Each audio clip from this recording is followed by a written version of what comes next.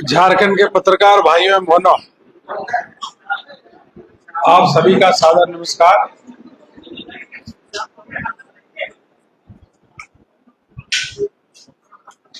Bharatiya Janata party समाज के साथ मिलकर के बहुत बड़े व्यापक स्तर पे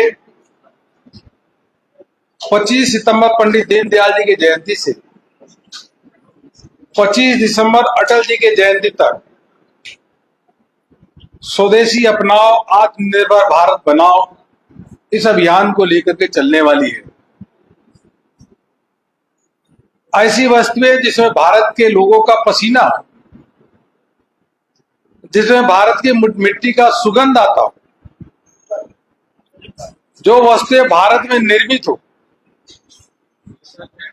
उन वस्तुओं को अभियान के माध्यम से लेकर के चलना, जन जागरण करना, एक मजबूत आत्मनिर्भर भारत की परिकल्पना को साकार करना, यह हम सब करने वाले हैं। विश्व के सर्वाधिक लोकप्रिय नेता आदरणीय प्रधानमंत्री नरेंद्र मोदी जी ने देशवासियों से आह्वान किया कि गो वोकल फॉर लोकल और स्वदेशी ही वस्तुओं को अपनाएं। स्वदेशी की वस्तुओं को अपनाने से जहां एक और लोगों को रोजगार मिलेगा, अनेकों स्वरोजगार के अवसर उपलब्ध होंगे, वहीं भारत और मजबूती से आर्थिक दृष्टि के साथ हम सबके सामने दिखेगा।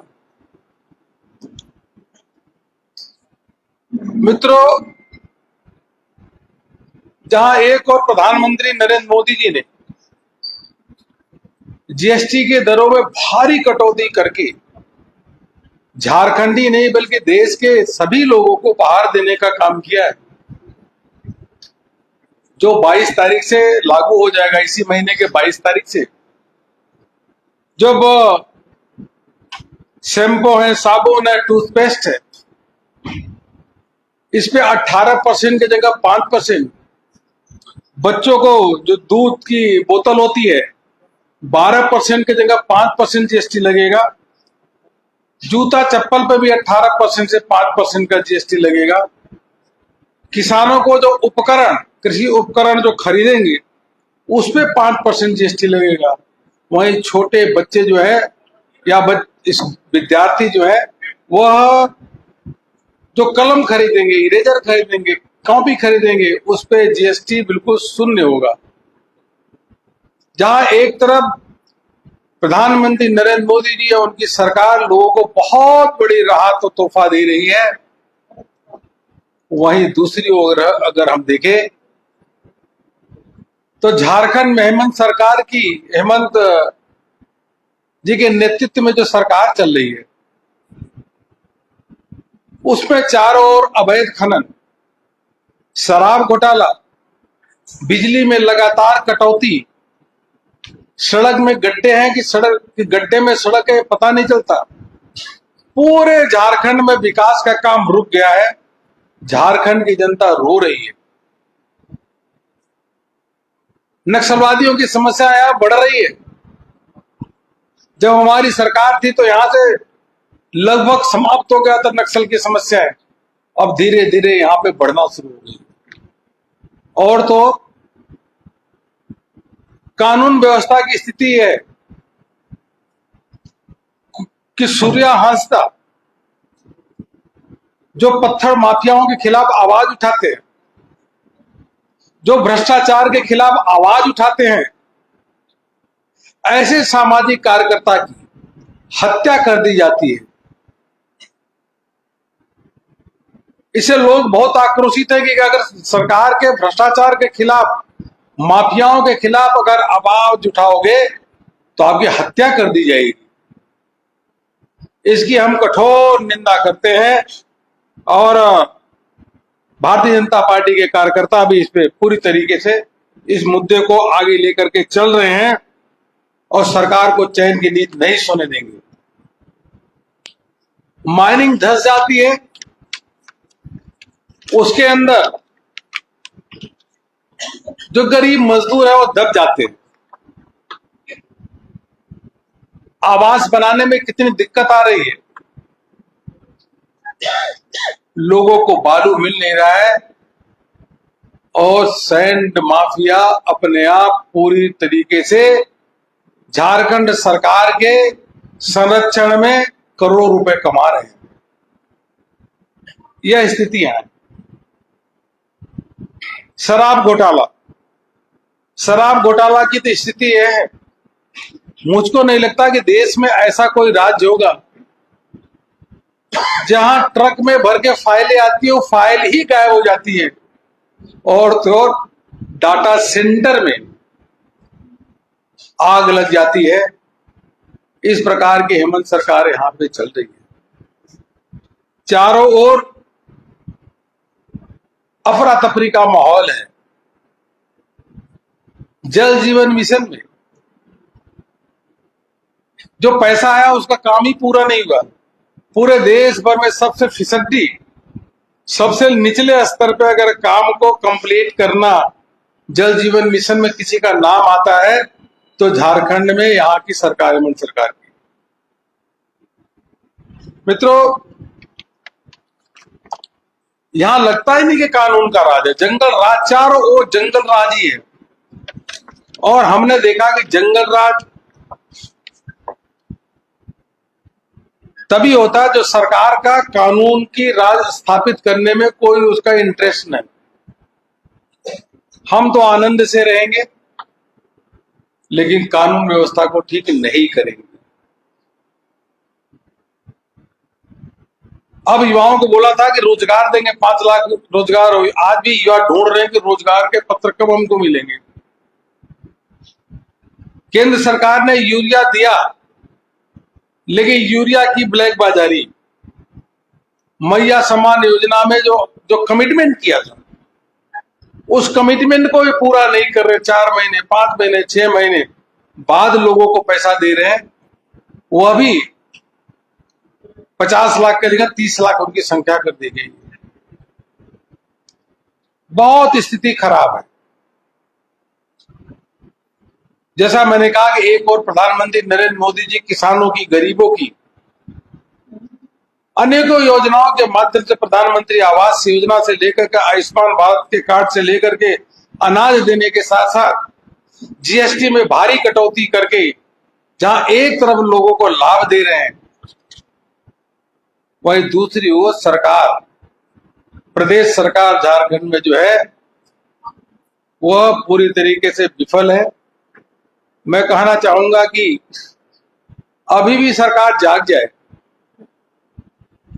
ठीक है, आप चुनाव जीते हैं अलग बात है, लेकिन चुनाव जीतना लूट और खसोट का कोई अधिकार नहीं होता। जनता ने आपको लूटने को, डकैती करने के लिए कोई अधिकार नहीं दिया है। आपको अगर चुनाव में जिताया है तो इसलिए जिताया कि आप गरीबों की मदद करिए और कानून व्यवस्था को ठीक से लागू करिए और जो वादा किया उसको निभाओ। किस प्रकार से आईएसआई के कनेक्शन यहां बढ़ रहे हैं।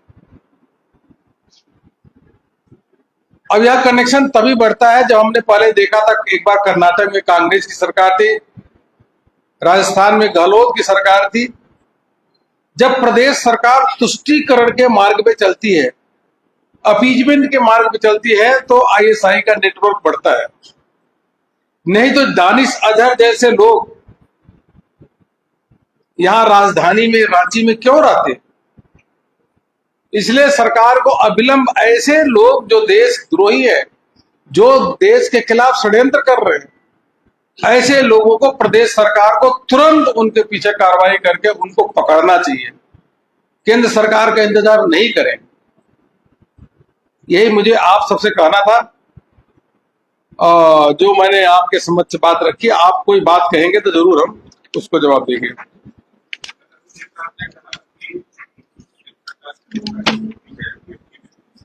इसके अलावा कई सारे महान तथ्य स्वदेशी कंपनी को पढ़ने की बात पहले भी अभी क्या वाला अपना नहीं, दोनों एक ही है। पहली चीज तो वोकल फॉर लोकल, जो स्थानीय सामान है, मतलब झारखंड में निर्मित सामान है, पहले उसकी प्राथमिकता के आधार पर उपयोग करना चाहिए, नंबर एक। नंबर दो, जो सामान भारत में निर्मित हो रही है, जहां भारत के युवाओं का पसीना है, उन सामान को उपयोग करना चाहिए। विदेश से आए हुए खिलौने, विदेश से आए हुए झालर, विदेश से आए हुए मूर्तियां, लाइटें, इन सब का उपयोग देशवासी न करें, क्योंकि देश के प्रोडक्ट का उपयोग करेंगे तो कहीं न कहीं ये अपने देश के युवाओं को रोजगार देने का अवसर उपलब्ध कराएगा।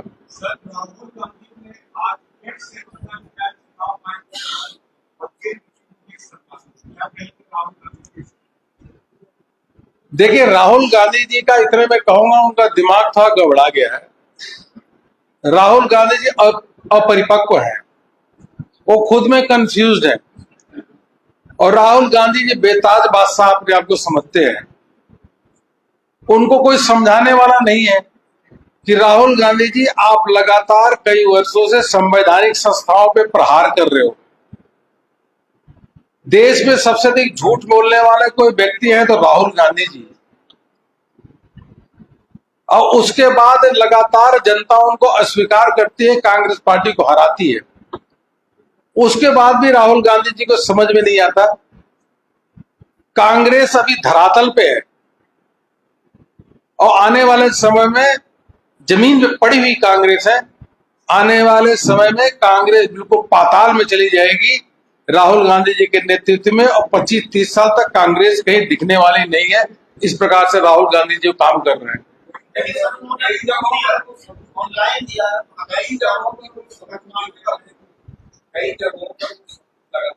नहीं, राहुल गांधी जी झूठ बोलते हैं। राहुल गांधी जी, आप जब चुनाव जीतते हो रायबरेली से, आप कर्नाटक और हिमाचल में चुनाव जीतते हो तो वोट सही होता है, और जब चुनाव हारते हो तो वोट चोरी की बात करते हैं।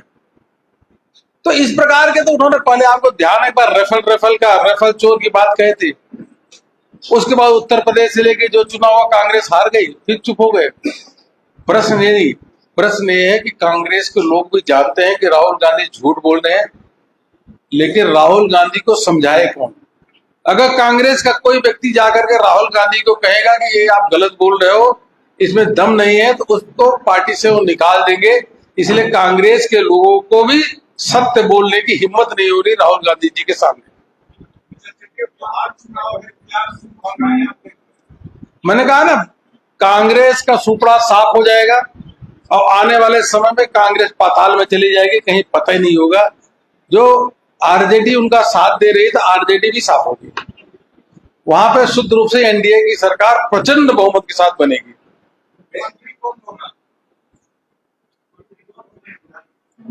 देखिए, मुख्यमंत्री जी तो नीतीश कुमार जी है ही है ना।